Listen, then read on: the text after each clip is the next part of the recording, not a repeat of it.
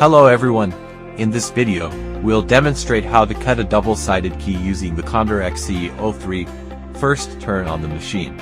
Press the red button briefly to switch the machine to standard mode. Press the white button briefly to turn on the lighting. You can decide whether to use the light depending on the actual lighting conditions. The key has a curved shape and is asymmetrical on both sides. Use the protrusions of side C and D on the clamp to grip the center groove of the key. We need to rotate both the auxiliary clamp and main clamp to the side C. The auxiliary clamp on the left is used to hold the original key, serving as a reference for cutting. The main clamp on the right holds the key blank. We can use the shoulder positioning guide to assist in adjusting the key's placement, improving cutting accuracy. Then, lift the handle to begin cutting. Control the cutting direction by moving the main and auxiliary handles. After removing the key, use a brush to clean it briefly, preventing debris from affecting later use.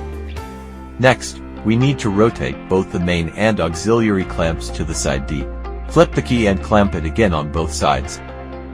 Use the same shoulder positioning method to ensure accurate placement. Move the main and auxiliary handles again to cut the flipped side of the key. After cutting, press and hold the button for 2 seconds to enter continuous run mode.